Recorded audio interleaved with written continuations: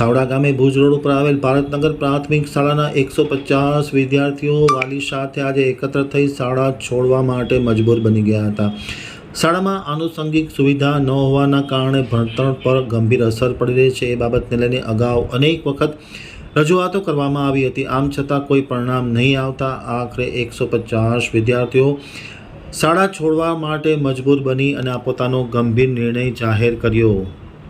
હવે કેમ ભણશે ગુજરાત? શાળાની માંગ ન સંતોષતા આજે અંતે ડ્રોપ આઉટ થવાનો દિવસ આવ્યો છે। શાળા પ્રવેશ ઉત્સવમાં બહિષ્કાર બાદ 150થી વધુ વિદ્યાર્થીઓ શાળા છોડવા માટે મજબૂર થયા છે। આજે વિદ્યાર્થીઓ અને વાલીઓ સાથે મળીને સામૂહિક શાળા બહિષ્કારનું એલાનને સફળ બનાવવામાં આવ્યું હતું। કચ્છ જિલ્લાના ભુજ તાલુકાના ખાવડા રોડ પર આવેલ ભારતનગરની પ્રાથમિક શાળામાં અંદાજે 150થી વધુ વિદ્યાર્થીઓ શાળાની માંગણી ન સંતોષાતા આખરે શાળા છોડવા માટે મજબૂર થયા હોવાનું જાણવા મળ્યું છે। શિક્ષણ અંગે ચિંતિત વિસ્તારમાં સામાજિક કાર્યકર સિકંદર અલાના સુમરાએ આમતક ટીવી સાથેની વાતચીતમાં માહિતી આપતા જણાવ્યું હતું, તેમણે જણાવ્યું હતું કે 22 દિવસ અગાઉ આ બાબતે ચીમકી આપવામાં આવી હતી અને સોશિયલ મીડિયામાં મેસેજ પણ કરવામાં આવ્યો હતો, આમ છતાં શિક્ષકોની માંગણી નહીં સંતોષતા આજે આખરે 150થી વધુ વિદ્યાર્થીઓવાળી શાળામાં વિદ્યાર્થીઓએ સામૂહિક રીતે શાળાનો બહિષ્કાર કર્યો છે। શહેરી જનસંઘર્ષ મંચના મોહમ્મદ લાકા દ્વારા પણ આમતકના સાથેની વાતચીતમાં જણાવવામાં આવ્યું છે કે જે માગણી નહીં સંતોષાતા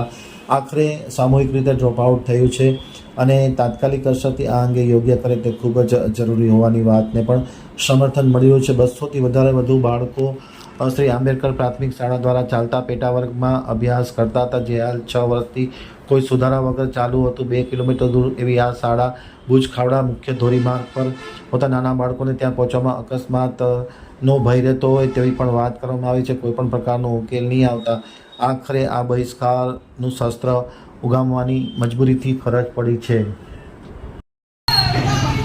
આજરોજ અમે બધા વાલીઓ અને વિદ્યાર્થીઓ સાથે ભારતનગર પુલપાટિયા પ્રાથમિક શાળાની માંગણી હતી અને આજથી 20થી 25 દિવસ પહેલાં અમને લેખિત બાંયધરી આપવામાં આવી હતી જિલ્લા પ્રશાસન દ્વારા, તેમની પૂર્ણ કરવામાં આવી નથી અને અમારા બાળકોનું અત્યારે ભવિષ્ય બગડી રહ્યું છે, ભણતર બગડી રહ્યું છે। અમે બહિષ્કાર કર્યો, તેના લીધે 20થી 25 છોકરાઓનું એડમિશન નથી લીધું અને અમને બેસવા માટેની કોઈ સુવિધા નથી।